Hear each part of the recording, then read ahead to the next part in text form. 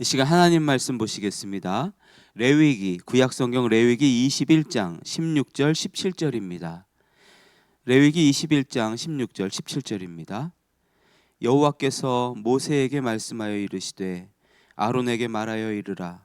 누구든지 너의 자손 중 대대로 육체에 흠이 있는 자는 그 하나님의 음식을 드리려고 가까이 오지 못할 것이니라.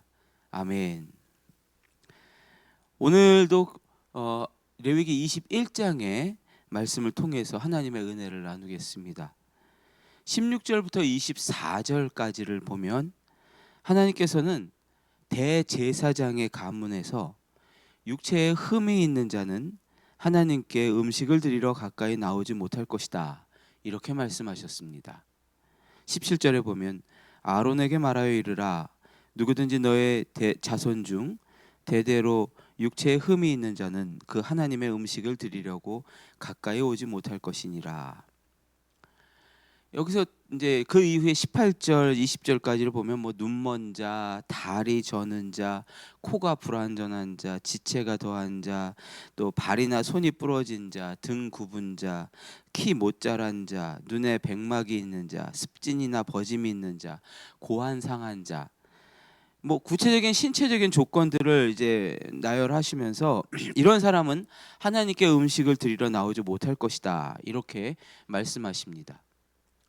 이 말씀이 언뜻 보면 우리를 참 굉장히 당황스럽게 하는 말씀이에요.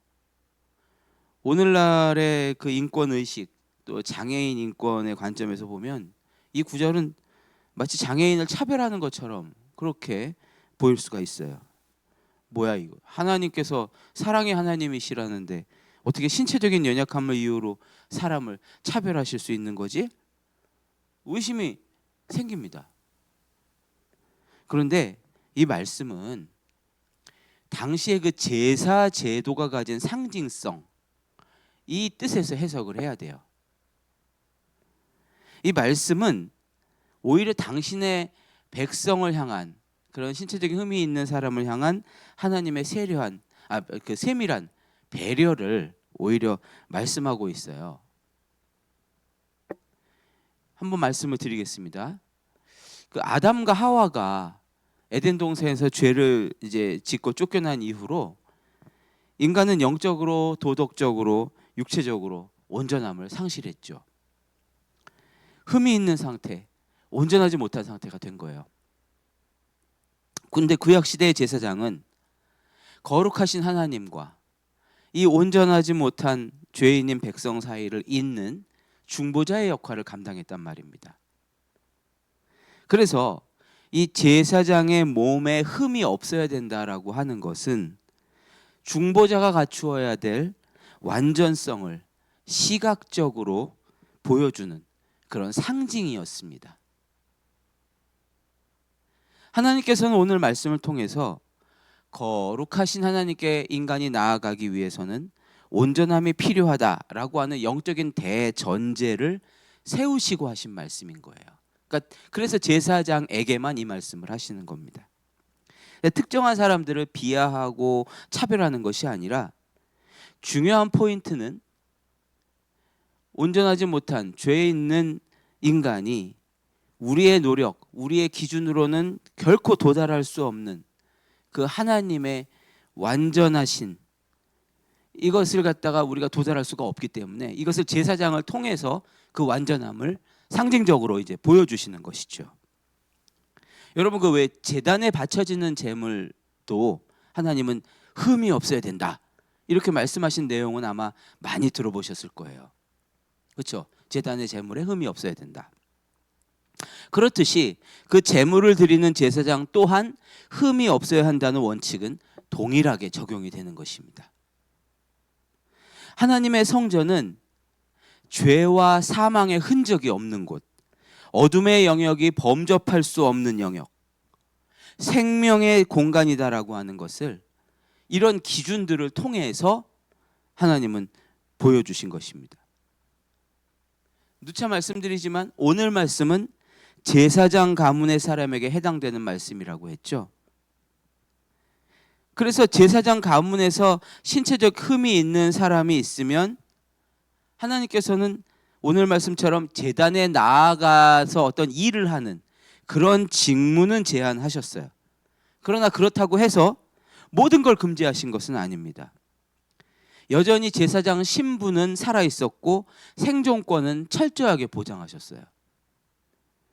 흠이 있어도 그 사람은 여전히 제사장 가문의 일원이었고 하나님께 바쳐진 거룩한 음식인 지성물을 먹을 권리를 가졌습니다. 그게 22절에 말씀하셨어요. 그는 그의 하나님의 음식이 지성물이든지 성물이든지 먹을 것이나. 여러분, 당시 사회에서 제사장에게 주어지는 음식, 지성소에 드려진 그 성물을 먹는다는 거, 음식을 먹는다라는 건 공동체 내에서는 최고의 존귀함을 인정받는다라는 상징성인 뜻이 있었죠. 하나님은 그를 공동체에서 내쫓으시지 않으셨어요. 그렇다고 해서 부정한 자로 또 낙인 찍으신 것도 아니에요. 딱 하나, 성소의 휘장 안으로 들어가서 하는 공적인 역할, 이것만을 제한하신 것입니다. 그러니까 이것은 기능적으로는 구별하되 존재적으로는 인정하신 것이죠. 사랑하고 받아주신 것이죠. 하나님은 연약한 사람들에게도 제사장으로서의 품위를 잃지 않도록 인정하시고 먹이시고 입히셨어요. 혹시 여러분 중에 남들보다 결점이 나는 많아, 난 남들보다 흠이 많아 라고 생각하시는 분이 혹시 있으십니까? 절대로 하나님께서 여러분을 버렸다고 생각하시면 안 돼요. 하나님은 여러분을 너무나 사랑하십니다. 여러분 각자를 다른 방식으로 사랑하고 계세요. 우리 모두는 사실 다 흠이 있습니다. 육체적으로도 뭐 흠이 있겠지만 또 남들에게 말하지 못하는 어떤 영적인, 심리적인, 관계적인 흠집도 우리에게 많이 있어요. 나는 과거에 참 말 못할 그런 많은 실수를 했지, 이런 생각하시는 분도 있죠. 나는 성격이 너무 막 불같아. 나는 우울증을 앓고 있어. 나는 경제적으로 실패한 무능한 사람이야. 이런 여러 가지 다양한 생각들이 우리의 마음을 괴롭혀요. 늘 우리 자신을 흠 있는 사람으로 규정하게 만들죠. 그래서 그런 생각 때문에 우리는 하나님의 보좌 앞으로, 은혜의 보좌 앞으로 나아가기를 자꾸 주저하게 돼요. 아유, 나 같은 사람이 어떻게 기도를 해? 아유, 나 같은 사람이 어떻게 봉사를 해? 아유, 하나님이 나 같은 거 사랑하시겠어? 자꾸 뒤로 물러나게 되는 거예요. 자꾸 멈추게 돼요. 내 자신을 하나님께 부적합한 사람으로 자꾸 스스로 생각을 하고 규정을 하게 됩니다. 그러나 하나님은 우리가 흠이 없어야만 하나님의 가족으로 삼으시지 않아요. 흠이 있는 제사장도 여전히 하나님은 받아주시고 여전히 하나님의 음식을 같은 식탁에서 먹여주셨다는 사실을 기억하십시오. 우리가 연약하다고 해서 하나님의 사랑이 끊어지지 않아요. 우리의 실패한 과거들이 하나님의 자녀라고 하는 신분을 무효화시키지 않아요.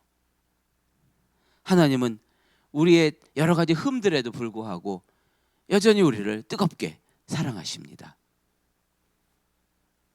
모세는 하나님께서 부르셨을 때 자기의 흠음 때문에 하나님의 일을 하기를 주저했어요.